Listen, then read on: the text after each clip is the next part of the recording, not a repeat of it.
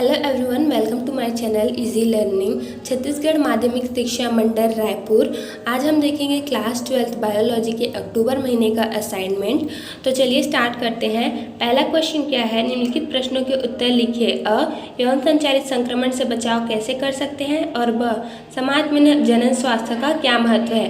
तो पहला देखते हैं, अ, यौन संचारित संक्रमण से बचाव कैसे कर सकते हैं। तो हम निम्न तरीके से कर सकते हैं, जैसे कि हम किसी को ब्लड डोनेट कर रहे हैं तो उसकी जांच हम पहले से ही कर लें ताकि कोई भी इन्फेक्शन होने के चांसेस ना हो। दूसरा क्या है, ऑर्गन डोनेट करते समय किसी भी प्रकार की लैंगिक बीमारी है तो उसको पहले ही फाइंड आउट कर ले चेकअप करवा के। तीसरा है, कोई भी सिरिंज है उसका यूज़ सिर्फ एक ही बार एक व्यक्ति के में हो तो कोई भी जो है इन्फेक्शन होने के चांसेस नहीं होगा या फिर स्प्रेड नहीं होगा। ठीक है। चौथा है, वेश्यावृत्ति पर प्रतिबंध होना चाहिए। और पांचवा है, स्किन टू स्किन कांटेक्ट से बचना चाहिए। हम देखते हैं ज़्यादातर जो भी इन्फेक्शंस होते हैं वो स्किन टू स्किन फैलने के चांसेस होते हैं, बहुत ज़्यादा होता है। इसलिए हमें स्किन टू स्किन कांटेक्ट से बचना चाहिए और हमें दूसरे के कपड़े और किसी भी प्रकार की चीज़ों को यूज़ करने से बचना चाहिए, जैसे कि तौलिया। अब फर्स्ट क्वेश्चन का सेकेंड नंबर का क्वेश्चन है, ब, समाज में जनन स्वास्थ्य का महत्व लिखिए। तो इसका महत्व निम्नलिखित है, जैसे कि स्वस्थ प्रजनन स्वास्थ्य हेतु लोगों में जागरूकता लानी चाहिए। ठीक है। प्रजननांगों की स्वच्छता बनाए रखने संबंधित जानकारी मिलती है प्रजनन स्वास्थ्य से। जनन स्वास्थ्य की जागरूकता होने से अगर कोई भी बीमारी है तो उसको हम पहले से ही फाइंड आउट कर सकते हैं और उसका शीघ्र ही क्या कर सकते हैं, ट्रीटमेंट कर सकते हैं। ठीक है। लोगों में सेक्सुअली ट्रांसमिटेड डिसीज़ के बारे में जानकारी होनी चाहिए। पांचवा है, इससे परिवार नियोजन के महत्व व उनके तरीकों के बारे में लोगों को पता चलता है। ठीक है। उसके बाद है 6, जनन स्वास्थ्य से जुड़ी गलत कुप्रथाओं से जुड़ी भ्रामक बातों से छुटकारा मिलता है। हमारे समाज में जो है जनन स्वास्थ्य से रिलेटेड कई प्रकार की कुप्रथाएं होती है जो कि अगर जनन स्वास्थ्य का हमें बारे में पता है तो हम उन बातों पे ध्यान न देके हम अच्छे से अपनी लाइफ स्पेंड कर सकते हैं। ठीक है। पर्सनल हाइजीन के बारे में लोगों में अवेयरनेस आती है। अब देखते हैं क्वेश्चन सेकंड, कोई एक क्रोमोसोमीय विकार का कारण और उससे ग्रसित व्यक्ति के लक्षण लिखे।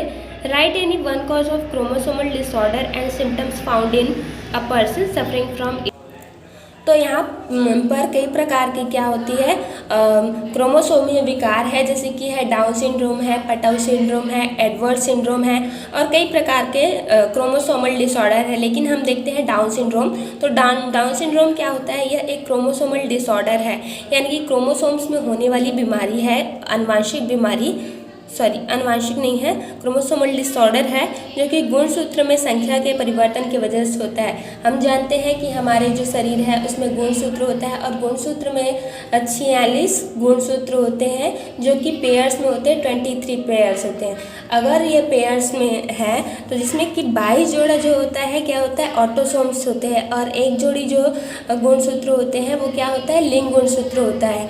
तो जब डाउन सिंड्रोम कब होता है, जब हमारे 22 जोड़े ऑटोसोम्स गुणसूत्र होता है उसमें के 21वें जोड़े गुणसूत्र में जब दो गुणसूत्र के स्थान पर जब 3 गुणसूत्र आ जाता है तो उस कंडीशन को हम डाउन सिंड्रोम कहते हैं। और जो गुणसूत्र की संख्या 46 होती है वो बढ़कर 47 हो जाती है, जिसके लक्षण यहाँ पर देख सकते हैं। इससे ग्रसित व्यक्ति का फोरहेड बड़ा होता है, यानी कि सामने का माथा जो होता है बड़ा होता है, गर्दन छोटी होती है, हाथ चपटे, हथेली तथा पैर मोटे एवं भद्दे, मुँह खुला, नेत्र तिरछा, जीभ मोटी और मस्तिष्क असामान्य होता है। तो ये डाउन सिंड्रोम का लक्षण है। प्रश्न क्रमांक 3 है, समयुग्मजी और विषमयुग्मजी में कोई 3 अंतर लिखिए। Right any 3 differences between homozygous and heterozygous. तो यहाँ पर देखते हैं होमोजाइगस और हेट्रोजाइगस में क्या क्या डिफरेंसेस है। पहले देखते हैं फर्स्ट, होमोजाइगस क्या होता है, इनमें एक फैक्टर के दोनों एलील समान होते हैं, यानी कि जब एक फैक्टर होता है कोई किसी भी गुण के लिए जिम्मेदार कोई एक फैक्टर, तो उसका दोनों एलील जो होता है समान होता है तो उसको होमोजाइगस कहते हैं। और जब एक फैक्टर के दोनों एलील समान नहीं होते हैं तो उसे हेट्रोजाइगस कहते हैं। जैसे कि यहाँ पर कोई पौधे के छोटा होने के लिए कोई फैक्टर, जैसे कि स्मॉल टी है तो इसमें दोनों एलील समान है, और किसी पौधे के लंबे होने के लिए जो फैक्टर है वो कैपिटल टी है तो इसमें भी एलील समान है। लेकिन जैसे कि हाइब्रिड होने के बाद, हाइब्रिडाइजेशन होने के बाद जब पौधा हाइब्रिड लंबे बनते हैं तो कैपिटल टी और स्मॉल टी एलील बनते हैं, जो कि ये असमान है, इसलिए इसे हेटेरोजाइगस कहते हैं। ठीक है। सेकेंड डिफरेंस है, इसमें जनन के समय एक ही प्रकार के गेमिट बनते हैं, यानी कि समान होने की वजह से, एलील के समान होने की वजह से जो गेमिट है वो एक ही प्रकार के बनते हैं, जबकि हेटेरोजाइगस दो अलग अलग प्रकार के एलील जो है गेमिट बनाते हैं, इसलिए इनका जो गेमिट है वो अलग अलग बनता है। थर्ड है, इन होमोजाइगस पौधों में जब स्वपरागण या अंतः प्रजनन होता है तब ऑफस्प्रिंग पेरेंट के समलक्षणी व समजीनी प्रकार के होते हैं।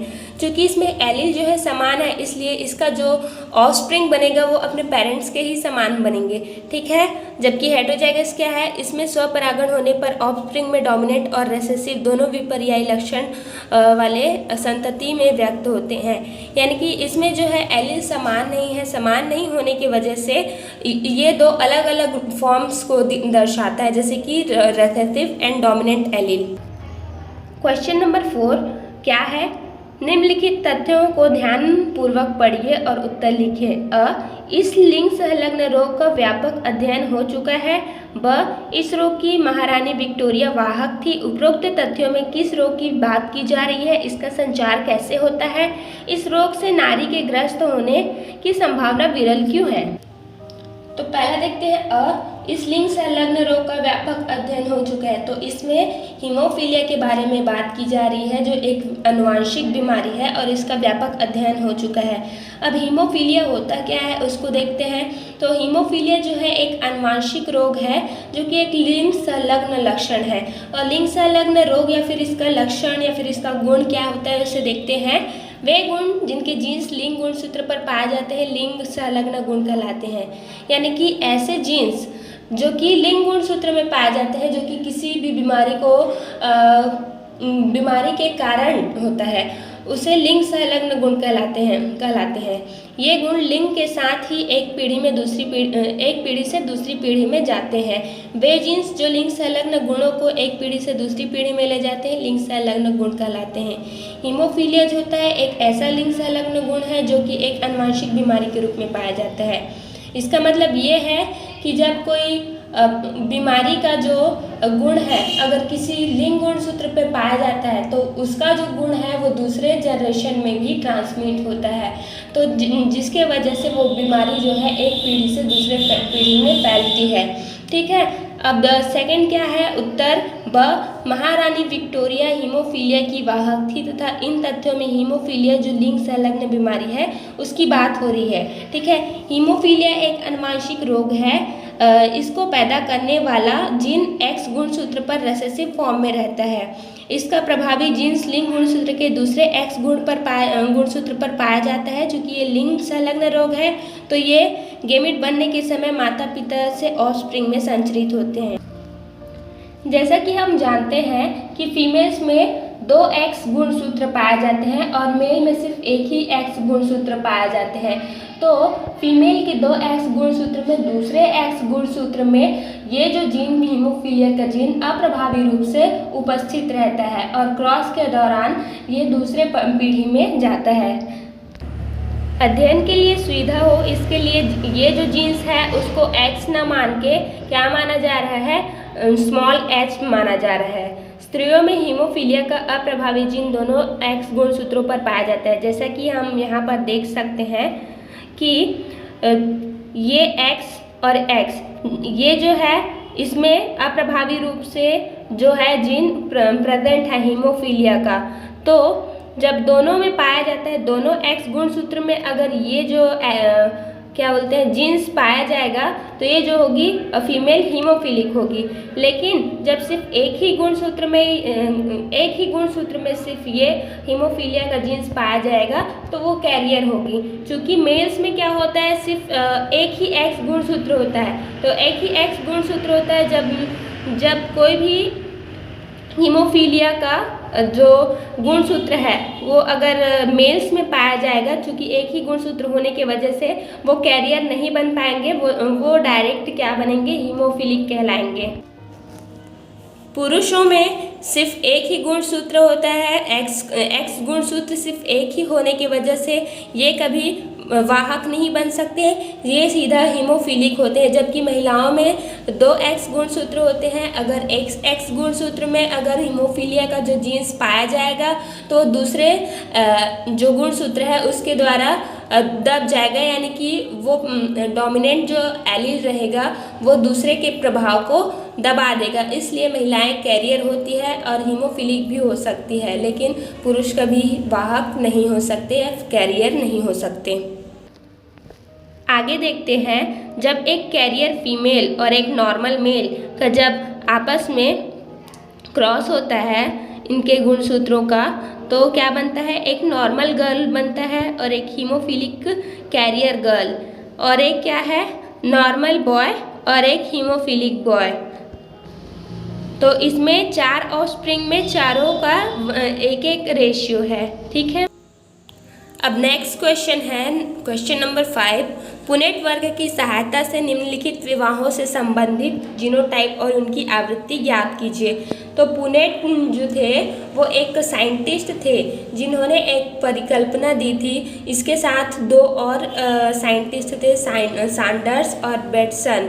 ठीक है, तो ये जो है जेनेटिक कपलिंग और जेनेटिक रिपल्शन का जो है थ्योरी दिए थे। उसके हिसाब से अगर हम इसका क्रॉस कराते हैं तो सबसे पहले देखते हैं, तो इसमें जो है एक कैपिटल ए बी बी, और इसका जब क्रॉस कराते हैं तो यहाँ पर इसका जो है क्रॉस इनके साथ होगा, तो ए बी।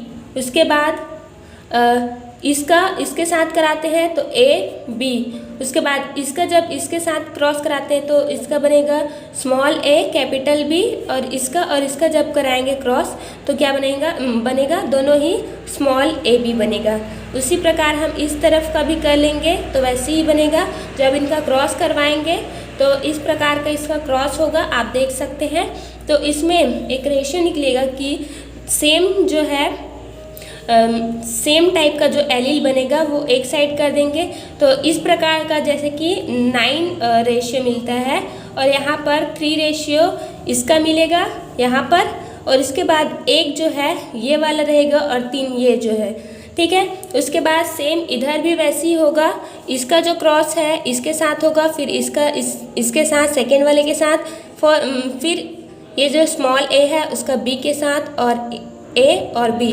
तो ये जो है हम पूरा ऊपर लिख देंगे, फिर इधर का वैसे ही क्रॉस कराएंगे, उसके बाद इनका फिर से क्रॉस कराएंगे, तो जो भी रेशियो हमें मिलेगा उसको हम लिख सकते हैं। तो इसका जो जीनोटाइप है 4:4 है, जबकि इसका रेशियो है 9:3:3:1 है। इस वीडियो में इतना ही था। अगर इससे रिलेटेड आपको अगर कोई भी क्वेश्चन हो तो आप कमेंट बॉक्स में कमेंट कर सकते हो। अगर वीडियो पसंद आया हो तो लाइक कर सकते हो, और अपने फ्रेंड्स फैमिली में आप इसे शेयर कर सकते हो, और सब्सक्राइब कर दीजिए एंड बेल आइकन को प्रेस करना ना भूलें। तब तक